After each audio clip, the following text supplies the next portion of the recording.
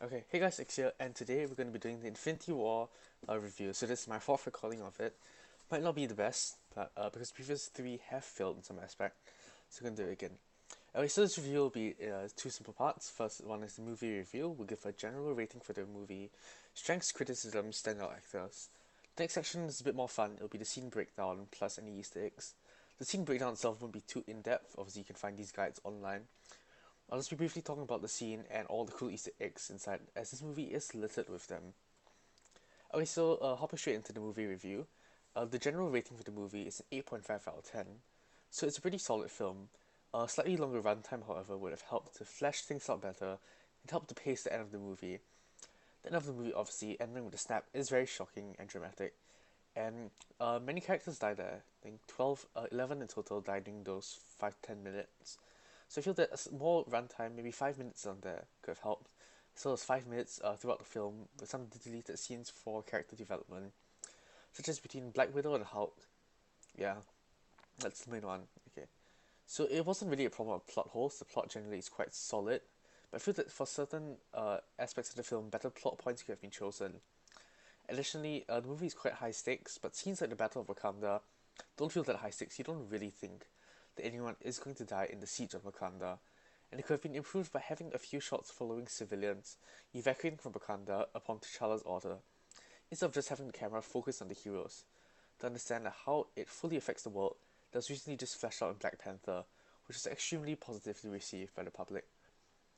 So generally, Infinity War is definitely a top 3 or top 5 Marvel film, alongside others such as Black Panther, Iron Man, Winter Soldier, and the first Avengers film.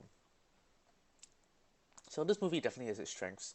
I also have a few criticisms, but I'll get to those later. Generally, there were excellent character pairings and dynamics. Tony Stark and Peter Parker, Tony Stark and Stephen Strange, and Thor and Rocket, to name a few. These characters play very well off each other. They're good for serious scenes and for comedic scenes, and they generally made the movie a lot more enjoyable. Admittedly, there's some less interesting pairings, groupings rather, such as Cap's crew, consisting of Steve Rogers, Sam Wilson the Falcon, and Black Widow, but I'll touch on those later. Okay, so the scoring for the film was excellent. They brought back the classic Avengers theme, of course, because it's an Avengers film, as well as scenes of Captain America, the first Avenger music, to deliver both nostalgia and an epic atmosphere, which definitely suits this epic film. The fight choreography was spot on. Scenes like the battle in Scotland, where Proxima Midnight and Corvus Glaive take on the Secret Avengers, the battle on Titan, and even smaller battles such as Proxima Midnight fighting Black Widow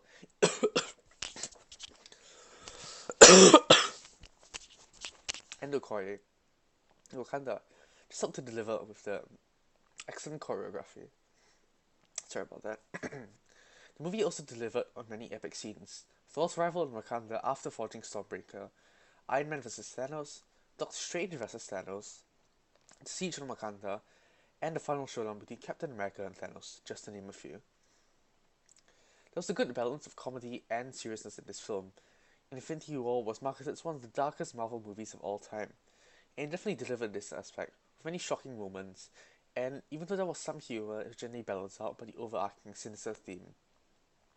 For example, Thor talking to Rocket about his whole family dying, with Odin, Freya, Loki, and Hela all being dead, was a relatively serious moment for characters that are otherwise normally used for comedy, and other funny characters such as the Guardians in general and Spider-Man also had their own serious moments, such as in the unfortunate death scenes.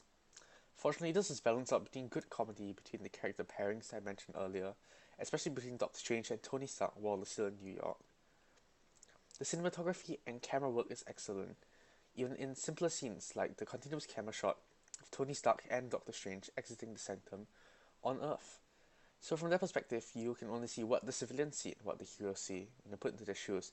You see civilians fleeing around the corners, some being sucked into the tractor beam, debris flying everywhere, and you're really unsure of what's going on, and that helps to create a nice atmosphere and builds up tension early in the film. Okay, so obviously onto the main villain of the film, and one might even say the protagonist of the film. Thanos the Great is one of the best villains I've ever seen. He's definitely a top 3 Marvel villain alongside Eric Killmonger, aka Nijidaka, and Loki.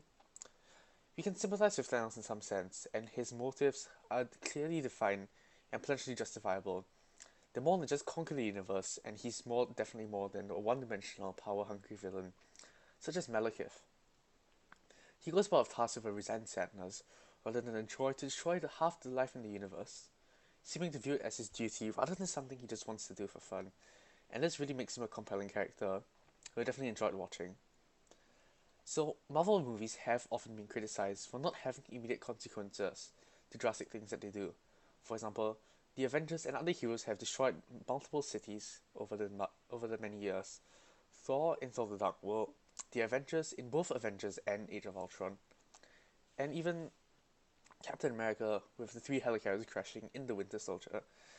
However, none of these really built up until Civil War, when he was finally had to face the repercussions of all the damage they had done. It's not as similar as the scenario in this, but all the actions that heroes take have immediate and very drastic consequences. So, like compromising the mission allows Thanos to eventually get the Time Stone, which Doctor Strange surrenders, resulting in him being able to bring Vision back after being destroyed and getting the Mind Stone. Red Skull's reveal also is a very nice touch to tie the movie back into Captain America: The First Avenger. Now, one might say, doesn't this just come under the same point as epic scenes? Well, yes, it does, but it also gives the movie a strong sense of continuity.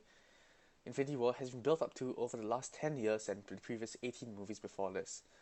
So having just these tiny Easter eggs, or even major characters returning from previous movies, even Captain America, which was set in the 1940s, it's a very nice touch.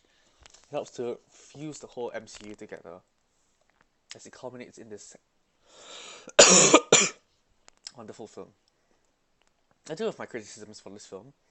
Firstly, Ishri the Dwarf King, played by Peter Dinklage. It was a pretty decent performance in my opinion. However, I'm just pause this, guys. Sorry about that. So it's a decent performance. I didn't really like his design and his lack of involvement in the film. So he was portrayed as a giant dwarf instead of just a regular dwarf. Obviously, I don't have much exposure to Ishri, so I'm not sure what a good design for him is. I only really saw him in Avengers: Earth Mightiest Heroes, the cartoon that came out a few years back, in the season finale where he helps Tony Stark to forge a suit of armor to take down Loki. Honestly, that's a great show, and I really think you guys should check it out after this podcast, of course. Okay, so, yeah, I feel that E3 could have been utilized a lot better. Peter Dinklage is a great actor, and it's a shame just to see him in those, 10 to 15 minutes, maximum, on the Nidavellir. And I feel that since the Gauntlet is now melted, and the Avengers will need a new Gauntlet, will likely need a new Gauntlet, if they are to reverse the effects of what Thanos did, then having E3 to forge a new Gauntlet for them in Avengers 4 will be a good way of reintroducing the character and doing him justice. So, in the end of the film, many heroes die from the snap, and I feel that either Black Panther or Spider-Man could have been spared from this. With two big A-listers like that, with planned sequel films coming up dying, one would naturally assume that Marvel doesn't really plan to permanently kill most of these characters off. So by killing only one of them, or neither of them, and instead replacing them with characters such as Rocket, or maybe Okoye, who are slightly more minor characters, they help to convince the casual viewer, and even most comic book nerds like myself, that maybe Marvel does intend to kill these characters off for good. Onto the secondary villains of the film, the Black Order, except maybe for Ebony Maw, were generally quite underwhelming. They do hold true to their comic counterparts in some sense, but generally, the comic book equivalents are a lot more impressive and menacing than what they were able to do in the film. Of course, they do share the similar traits to their comic book characters, also having abilities specifically tailored to take down certain Avengers. For example, Korv's Glaive can cut through the skin of the Hulk in the comics and also through tough metals such as vibranium and even adamantium, if I remember correctly. In the film, similarly, his glaive is also able to pierce through Vision's vibranium shell, severely wounding the hero on more than one occasion. Similarly, Ebony Maw in the comics has more of a has more psychic-oriented powers, which uses to penetrate the minds of even the strongest psychics and wizards such as Doctor Strange. In this movie, he's more of a telekinetic wizard, but he still does have the nice scene of the surgical tools where he appears to be penetrating Doctor Strange's face. And it's not a direct callback to the comics, but it is a pretty cool scene in itself. However, Proxima Midnight and Cull Obsidian were definitely quite underwhelming. Rather than having her density-altering spear, Proxima Midnight had generally been reduced to just a normal hand-to-hand fighter, and she wasn't that big of a threat. Cull Obsidian, I can't say much about him. He's just generally presented as the muscle of the team, He definitely served his purpose here. He did have some cool fight scenes. His death scene wasn't half bad either, with the Hulk puncher launching him into the Wakandan force field and killing him. Yeah, this criticism also comes about from when Corvus Glaive and Proxima Midnight get easily destroyed by the Secret Avengers, when the comics wouldn't stand a chance against them at all, as Proxima Midnight would likely just be able to use a spear to kill all of them at once. Okay, going back to the heroes, Drax is generally a hilarious character, and Dave Bautista does pull off this character very well, but his character seems to be too much of the dumb brute stereotype in the movie, and he doesn't really seem to be as compelling of a character with as strong as an emotional journey. For example, in the first Guardians film, you can see that Drax definitely wants to take down Thanos and to kill him to avenge his family. Before progressing on, Ronan rather, even after learning that Thanos is responsible for the death of his family, they don't seem to focus on it too much. And from a storytelling perspective, this doesn't make sense. But even in the film, he seems to either jump between pure hatred for Thanos or just pure comedy. Such as the scene of Why is Gamora and the Invisible Man scene. Obviously, these were both quite funny scenes, but I feel that the Drax character could be a little bit more serious in general at times. So, onto one of the biggest reveals of the film, the Soul Stone payoff on Vormir, a planet inhabited by the Vorms in the comics, which is found in the Helgen Star system. Here we see that Red Skull, great reveal as always, is the keeper of the Soul Stone, and to get the Soul Stone, one must sacrifice a loved one. Fortunately, or unfortunately, Thanos has Gamora of him, and he promptly throws her off the cliff after some deliberation to get the Soul Stone, which is the fourth stone that he gets. And yeah, it's a bit too obscure. Not many people have heard of Vormir. And also, segueing into another point related to this, I've heard the criticism many times that Thanos didn't truly care for Gamora. He was just trying to manipulate her. So yeah, this definitely is true in some cases. You can sort of infer that Thanos doesn't really care for her. But the sacrifice scene shows that Thanos is a conflicted father in many senses, and that it was hard for him to do it, and that he was really sad, but it was part of the mission, and he had to do it. I too, yeah, sometimes I felt that he was just trying to manipulate her, and maybe a little bit more fleshing out of the backstory with a bit of extra screen time could have helped the film. Just another fun fact for you, the disintegration effect of the snap is the power of the Soul Stone. And this is actually an important plot point, which I'll touch on later. So, the power set of the Infinity Gauntlet wasn't that clearly defined. Normally, if he's using the Gauntlet, you would see those particular stones that he is using glow. However, in some scenes, like when he's redirecting an explosion from Tony Stark on the planet Titan, you can't really see what stones Thanos is using. And this leads to a bit of ambiguity, as you're not sure whether he's using the Reality Stone, the Power Stone, or the Space Stone. Additionally, for the most part of the film, he doesn't really use the Soul or Time Stones. So we don't really get a clear idea of what they do.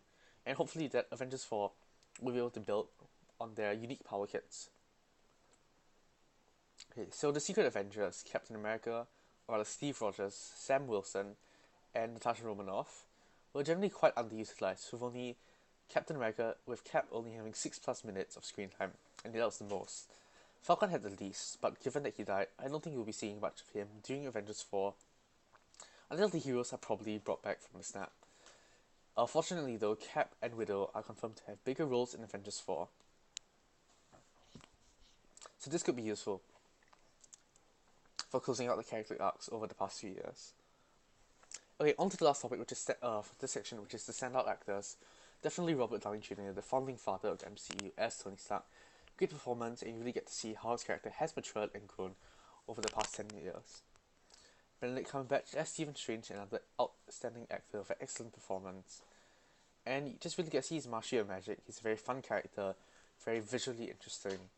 And yeah, even though he died in this film, I do hope that another solo film, and maybe the rest of Avengers 4, will be able to further flesh out his character and give him even more cool moments, yeah. Tom Holland as Spider-Man, great actor. Great scenes in this movie, balancing out the comedy, especially since this leads him from Spider-Man Homecoming. He bears the burden of being the third live-action Spider-Man we've gotten in this century. And honestly, I think he is the best by far. Okay, not by far. He is the best over Tobey Maguire and Andrew Garfield. And obviously his emotional death scene was great. It was very convincing and, yeah, quite shocking for people in general. The fourth one would be Zoe Saldana as Gamora. Great performance. You really get to see how the father-daughter relationship between her and Josh Brolin's Thanos plays out across the film, and her tragic death scene. Although I do think that she will eventually be brought back. I would consider putting Chris Hemsworth Thor on this. I would put it more for how he's changed from Ragnarok, and although he didn't have that much character development in this film, he is a pretty epic character. I'm not sure if I put him as a standout actor, but he's definitely a highlight of the film. Lastly, of course, the tragic villain, Josh Brolin's Thanos. Just a really great performance by this. One of the best villains that we've gotten in a long time. Well, 3 months. And yeah, generally, a really great, very convincing villain. Can't wait to see more of him in Avengers 4. And how the Avengers are just going to face off against a villain as powerful as him. Okay, so now on to the good part. The best part. The scene breakdown. So we're just going to jump into most of the key scenes. I'm leaving out the part on Nidavellir. I already touched on that previously in my strengths and criticisms. And there's not too many Easter eggs on that scene. Maybe I'll just bring in a few points throughout the breakdown here. So the movie opens up with the shocking attack on the Asgardian ship. You can see here that the two key deaths in the scene are Heimdall and Loki. Both very sad deaths. Heimdall was a cool character in Thor Ragnarok. It's a shame to see him go like this, especially since he definitely won't be brought back. Loki also, I think he's died for good, but he has a pretty great arc to his redemption over the past few films. And it's sad to see him go, but also it was, yeah, I guess. I wouldn't say that he went out on a high note, but he went out in an interesting fashion, I'll say that. Okay, so interesting things to note here. Heimdall has the raw power to summon the Bifrost, calling upon the dark magic from the Allfathers. Now, I'd just like you to note here that Allfathers doesn't specifically refer to Odin, the Allfather, but rather to the previous kings of Asgard, such as Bor, grandfather of Thor, and Odin, just to name a few. Unfortunately, Loki dies after surrendering the Tesseract, which he obtained towards the end of Thor Ragnarok, in Asgard's vault, as he attempts to put the crown of Surtur into the eternal flame. Into the eternal flame.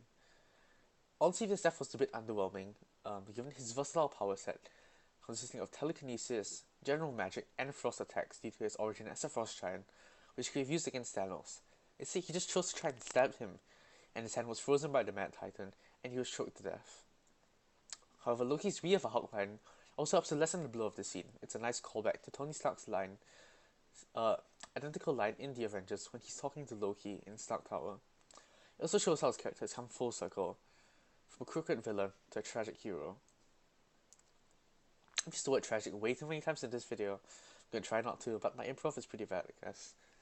Okay, so Thanos demonstrates his mastery of stones as he uses his power stone to charge Thor up, simply by pressing it against his face.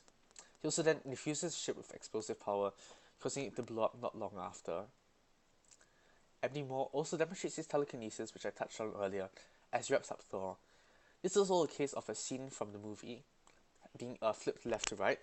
For example, in the trailer, I believe that Ebony Maw is seen as facing to the right, which is edited to make it look like he's shushing Doctor Strange, who's screaming. But in the movie, he's facing left instead, shushing Thor, whose mouth he's just covered with a nice strip of metal, as he cries out for Loki. So, just one thing to note, that not all the Asgardians are dead. The directors of the film and Taika Waititi, director of Thor Ragnarok, have both confirmed that Valkyrie will hopefully be getting a solo film, and that she did survive along with half of the Asgardians. Now, half of the Asgardians was also a line from the movie. And hopefully fan favorites Thor, Korg, voiced by Taika Waititi, and Meek will escape. This can be seen in the opening shot. The right side of the Asgardian ship has a small portion that detaches. Obviously, this could be caused by battle damage and it falling off into space, but I like to think that it's an escape pod with half the Asgardian population fleeing. Hopefully they will settle on Earth as they did in the comics, where Asgard was on Earth for a short period of time after Ragnarok. In this case, it'll be quite fitting, as Ragnarok did just happen, and half of the remaining population was then further slaughtered. The next scene after Hulk gets sent to Earth by Heimdall using the Bifrost is Blue Panther crashing into the Sanctum Sanctorum. And this is a direct parallel of what happened to the Silver Surfer in the comics, as he's sent crashing into the Sanctum similarly by Thanos, uttering the same words, "Thanos is coming." Concurrently, Tony and Pepper Potts are thinking about potential pregnancy, as well as their future wedding and name-dropping Morgan Stark.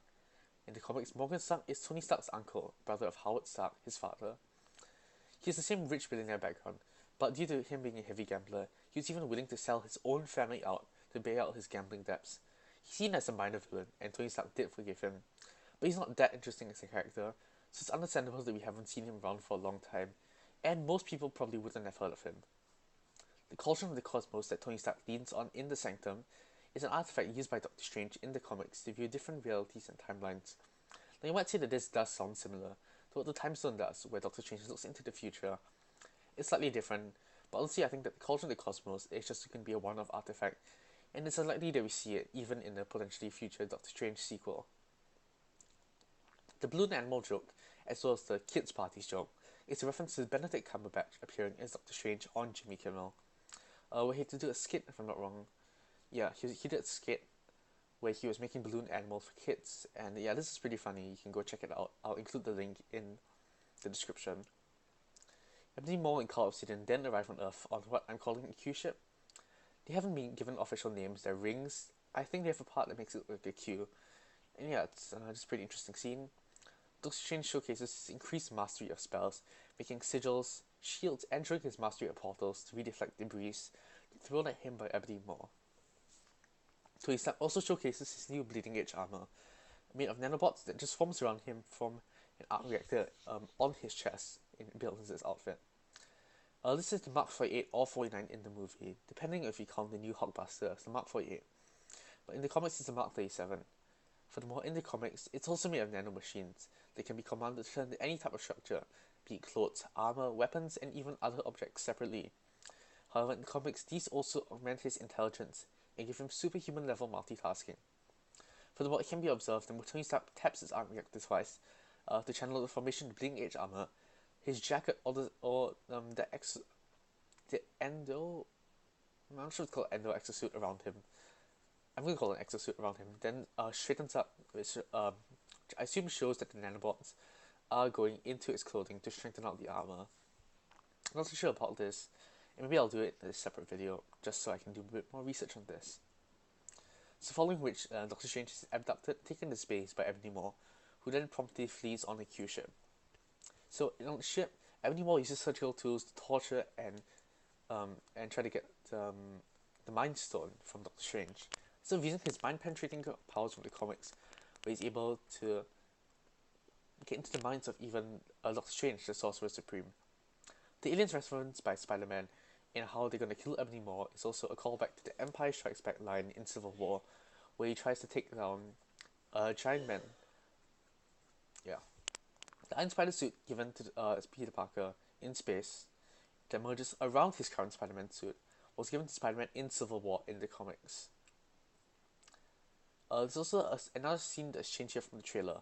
So in the trailer you can see the shot of Iron Spider rising on the Q ship, which is depicted on Titan, but here it's shown to rise in space as Spider-Man.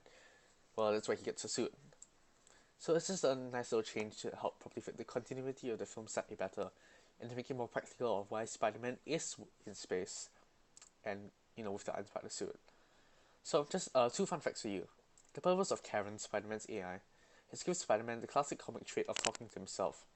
But because that would be a bit strange to put into a real-life action movie, he's talking to Karen instead.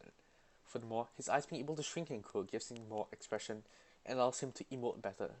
Something which the past two iterations of Spider-Man have been unable to do, as the suit's eyes can't grow, and we're mostly relying on his voice and his actions to determine his mood. There's not much else to say about the scene, so moving on to the battle in Scotland. You can see again that Corvus Glaive's glaive is specifically tailored to be able to penetrate vibranium. Also in the comics, he can't die as long as his glaive is intact, as his body will just regenerate from whatever's left, even if he's completely destroyed. We also see here, and it's hinted at, that Scarlet Witch can destroy an Infinity Stone, although Steve Rogers later suggests that they could head to Wakanda instead, to see if Shuri can help to do anything with the Mind Stone. This is a step down from the chaos magic in the comics, but still quite impressive that she has this power, and she's definitely one of the strongest Avengers out there, along with the likes of Thor and Captain Marvel. Chaos magic in the comics allows her to have large-scale reality warping, such as in the House of M event, which I highly recommend that you go read, as it's one of the best comic arcs that Marvel has ever released, in my opinion. Captain America's Secret Avengers then come to the aid, as they'll be keeping watch over Scarlet Witch and Vision, the new couple, who've been attacked by Proxima Midnight and Corvus Glaive. So, something you might not know, in the comics, Proxima and Corvus are actually a couple. Um, don't think it's really mentioned here, so you just gotta assume. Nothing much, just a small bit of info. Set some context from the Secret Avengers. Coming to the aid, after Civil War, Falcon, who was recently broken out of jail by Cap, and Widow, who was a fugitive after letting Bucky and Cap escape in the Quinjet during the airport battle, had disguised themselves and are taking down terrorists globally.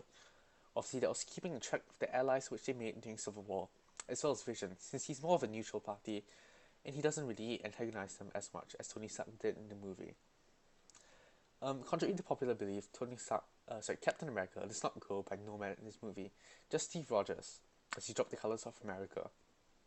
But in the comics, when he becomes disillusioned with America, after learning that most of the government and even the president were plotting against him, he dropped the colors, becoming Nomad. Understandably, the bright blue and yellow suit, along with the large v-neck and the tiny mask, were not translated well to film, so I'm glad they just went with the current version of his suit, albeit without the colors of America and it being a lot darker. You can also see that through the battle damage in the armor, you can see the chain links in his armor, which are a key feature of his comic book outfit, and that's just a nice touch that they added. So heading to Wakanda after Steve Rogers proposes that they go to see what Shuri can do. So, they just fly down the Quinjet. Obviously, this ties back into Civil War and Black Panther, where Wakanda was established as a city, and the characters in Wakanda have been much loved by fans, given the positive reception that Black Panther got in cinemas. So this helps to add to the strong sense of continuity that I talked about earlier with Captain America: The First Avenger, which is crucial in such a large movie like this that's been built up to over many years. Shuri, through the rewiring of the synapses in the Mind Stone, is shown to be as smart or even smarter than Bruce Banner, one of the brightest minds in the MCU at the time, and she may also be as intelligent or even smarter than Tony Stark. Shuri is a promising young talent, and given that there's a chance that we do see her take the mantle of the Black Panther soon, that'd be a really nice touch for a Black Panther sequel, or maybe even in Avengers 4. Lastly, T'Challa calls upon James Buchanan Barnes, formerly known as the Winter Soldier, now known as the White Wolf. However, in the comics, the mantle of the White Wolf belongs to T'Challa's adopted brother, who is then the leader of the Wakandan secret police. It's said that we'll never see such a character make it to the live-action films, but calling Bucky the White Wolf is just a nice touch. Going all the way back to space, Thor is floating around in the wreckage of his Guardian ship, and he's met there by the Guardians. There's nothing much to say about this scene. Groot is playing a game called Space Defenders on his tablet, I guess, of which the text of the word Defenders is the same as the text of the classic Defenders comic. No, this doesn't refer to the Netflix version, but rather the one with Namor, Doctor Strange, Hulk, and Silver Surfer. Unfortunately, we probably won't ever see this pairing on the big screen, at least for a while Namor is still in the hands of Universal, and the Silver Surfer has only recently been brought back by Marvel. Following which the team splits with Thor, Groot, and Rocket going to Nidavellir to forge a Thanos-killing weapon, which as we know is Stormbreaker, and the remaining Guardians, Peter Quill, Mantis, and Gamora, and Drax, heading to nowhere to check on the Collector, who currently possesses the Reality Stone. So quite shockingly on nowhere, the Collector dies, which is surprising since the Elders of the Universe are very durable and hard to kill, being relatively powerful cosmic entities. Of course, they don't tend to get interfered in large-scale cosmic events such as this, being more quirky and tending to their own interests. For example, Elders of the Universe include Jeff Goldblum's Grandmaster, Benicio del Toro's Collector, the Promoter, the Challenger, and, if I'm not wrong, the Gardener. So fun fact, the Gardener was actually in Infinity War, in Infinity the comics, but Thanos is hunting down all the gems, and he does happen to have one of the gems, but Thanos eventually uses the Time Stone to force his crops to grow into him, killing him in quite a graphic manner. Obviously, I won't show you that panel, but if you wish to find it yourself, just search Gardener dies, and I'll probably add it in the description of this video, in case you're really interested in seeing how graphic a comic book death can get. Okay, so Thanos also utters this line, "Where's Stone to the Collector?" in the false reality where he has him pinned down. And this is so much to Benicio del Toro's line in the 2002 British movie Snatch, where he as a thief is confronting, I assume, the owner of jewels, asking them where the stones are. when Thanos uses the Reality Stone to slice Mantis into ribbons and Drax into blocks. This is also a throwback to what Thanos did to his brother Star Fox, aka Eros, in the comics.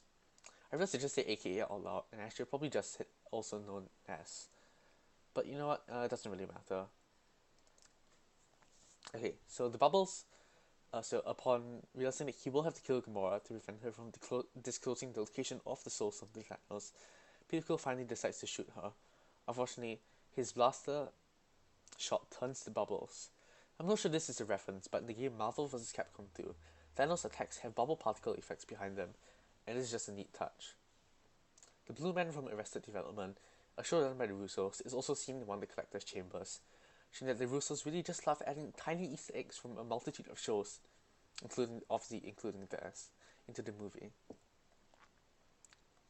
Moving on to Thanos' ship, we see that Nebula has been brutally tortured by Thanos, with her being stretched out and mechanical parts being generally ripped out, causing her immense pain.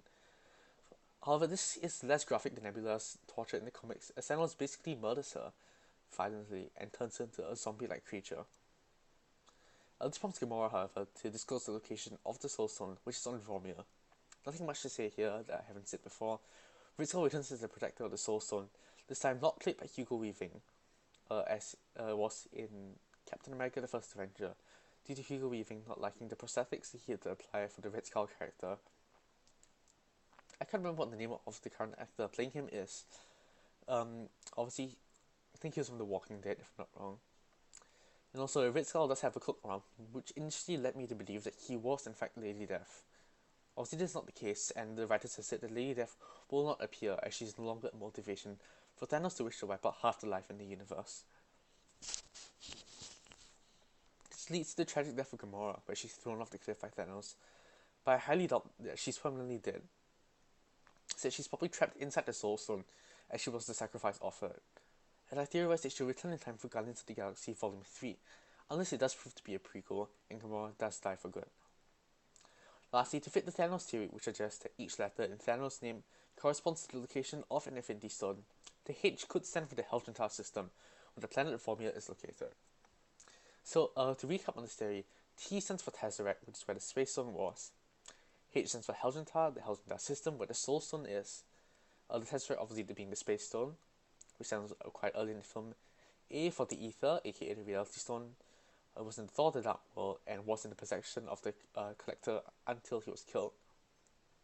N is for Necklace. Doctor Strange appeared in Doctor Strange. It's in the Eye of Agamotto. O is for Orb, the orb containing the Power Stone, which was previously used by Ronan the Accuser to infuse his hammer. He's a Kree. After his death, it was given to the Nova Corps on Xandar. However, the Xandar was destroyed off screen in the movie, and allowing Thanos to get the Power Stone as his first gem. Lastly, S stands for Scepter, which the Mind Stone was in Loki's scepter for a short duration of time before it was taken out and infused into Vision's forehead. I'm just gonna do another quick pause, guys. Give me a minute. Okay, guys. So moving on, we have the Battle on Titan. So before the crash land on Titan, Tony Stark sort of knights Peter to make him an Avenger. So in the comics, Tony Stark was knighted by King Arthur when he and Doctor Doom were transported back in time to medieval England. After they meet the Guardians, and obviously the hilarious "Why is Gamora" gag, Doctor Strange then uses Time Stone to look into the future to see if there are any scenarios where the Avengers win. Unfortunately, out of 14,096 possibilities, they only win in one of them. But I would like to see you keep this in mind as the rest of the Battle of Titan plays out. As remember that if anything wasn't going according to that one scenario, Doctor Strange would likely have intervened. So Spider-Man webbing Thanos' face in attempt to blind him is a direct reference to a comic panel in the comics. In the Infinity Comics, where Thanos attempts to web Thanos' face. Where Spider-Man attempts to web Thanos' face before he's then brutally crushed by a rock.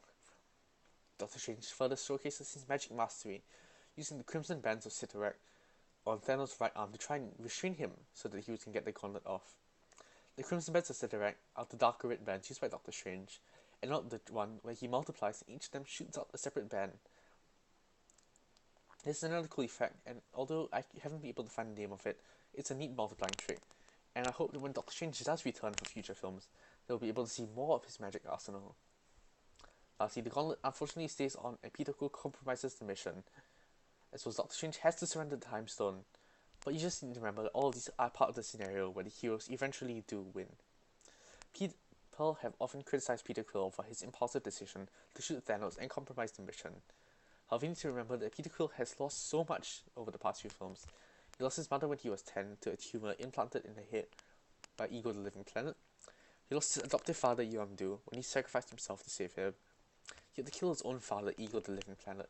And he recently just learned that Thanos had just killed the love of his life, his daughter Gamora. Thanos' daughter Gamora. Okay, let's got that right. Okay, moving on. The climax of the film is the Battle of Wakanda.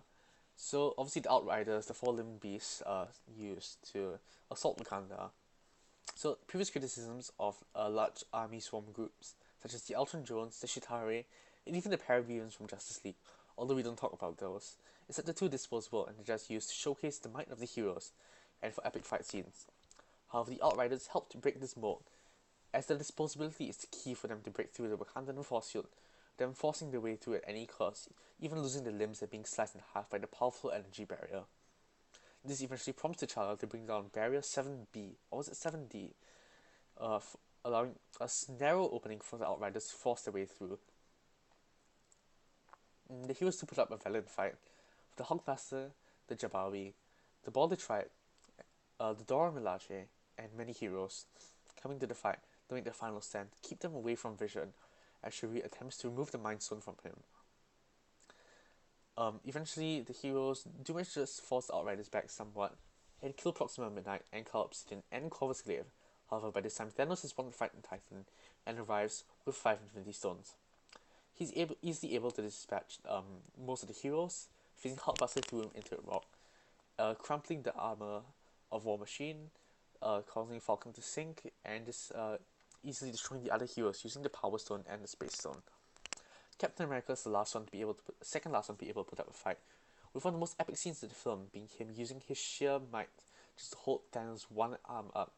Unfortunately, Thanos cracks him across the face, and Scarlet Witch is the last line of defense against an otherwise defenseless Vision. So this is when we see Scarlet Witch's true power. She's able to hold off Vision, Thanos with 5 Infinity Stones, but also destroying an Infinity Stone, the Mind Stone in Vision's forehead, with another hand, which means that in just 2 energy blasts, combined with all her emotion, she's able to hold off the might of 6 Infinity Stones at once. Unfortunately, she's dead, so she won't be an asset in the next film to kill Thanos. But this kind of raw power cannot be ignored, and I hope that in more cosmic events in the future, perhaps with Kang the Conqueror, they'll be able to see her showcase similar levels of power. Thanos uses the Time Stone to rewind time and kill Vision, showcasing his mastery and complete knowledge of the stones and their functions. Lastly, Thor arrives to the battle with an epic opening with Stormbreaker, which he used Groot's arm and metal to forge. And honestly, this is just one of the coolest scenes in the movie, where he just enters, shouts, "Brings me Thanos," and charges the Outriders, then blasts Thanos and holds Stormbreaker into his chest, severely wounding him. Just something to note is that this actually wouldn't have happened if Thanos hadn't shed his battle armor in the beginning of the film on the Asgardian ship. This demonstrates his slight cockiness and arrogance, which could be, although unlikely, used for his downfall. Furthermore, in the comics, it's pointed out by Nebula that Thanos subconsciously does not believe that he is worthy of all this power, and even subconsciously wishes for himself to lose, resulting in his defeat most of the time. I hope that the Russos will be able to incorporate such a strong plot point into the 4th movie. Although it's a bit confusing to translate the film, but if they pull it off, it would indeed be very epic. Going back to the topic of Stormbreaker, one of the highlights of the film, Stormbreaker is the hammer of Beta Ray Bill in the comics. Another space warrior who proved himself worthy of wielding Mjolnir, and even after defeating Thor, instead of giving Mjolnir to him, would instead forge a separate hammer called Stormbreaker and give it to Beta Ray Bill, which is actually the namesake of this hammer from the film. In the comics, Thor has also wielded axes on 2 separate occasions. Ultimate Thor in the Ultimate Universe wielded an axe which looks similar to Stormbreaker's, with 1 axe head and 1 flat end. However, that version of the axe does have a metal handle, and it's probably what Stormbreaker would have looked like if Ichiro was able to completely forge it if he could find the handle. Unworthy Thor, in the comics, in the main 616 universe, also wielded an axe called Yarnbjorn. Now, Unworthy Thor is a pretty interesting arc, and I might go through it in a separate video on another day, but you never know, and I guess only time will tell. So after snapping his fingers, the gauntlet melts, and Thanos meets Gamora in the Soul World, but all those who died from the snap are likely now in. Obviously, Gamora is represented in the form of young Gamora, although I don't think this is too significant. It's perhaps the time when Thanos felt the most fondly for her, or maybe when she felt it for him. And also, the reason why there's no one in the Soul World at that point in time is that the snap takes a short while to kick in, and in a short while, Thanos could probably talk to Gamora, and she'll ask him, is it worth it? And then but what it costs and all that kind of stuff. So also in the concept of perfectly balanced, half of the heroes, which is 12 out of 24 of them, die, include Scarlet Witch, Black Panther, Winter Soldier / White Wolf, Star-Lord, Drax, Mantis, Doctor Strange, Spider-Man, Falcon, Vision, and Gamora, which is 12 out of 24 heroes.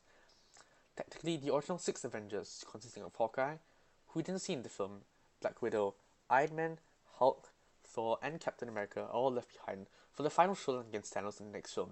Of course, they'll be aided by newly arriving heroes such as Hawkeye, who could be Ronin in the next film, Captain Marvel, played by Brie Larson, Okoye, Rocket Raccoon, Nebula, Ant-Man and the Wasp, among others. At least one of the original 6 will die for good in the next movie, and people are highly theorizing that it could be Steve Rogers, as Chris Evans has confirmed that he is leaving the MCU after the next film, as his contract is ending and he wishes to move on to other things. So see, there's so many more theories that I could be discussing for Avengers 4, but they'll come in my Avengers 4 theory, which should be out in 3 to 4 days, so just stay tuned for that. On the last note, thank you so much for watching this video, and I'll see you guys next time. Peace.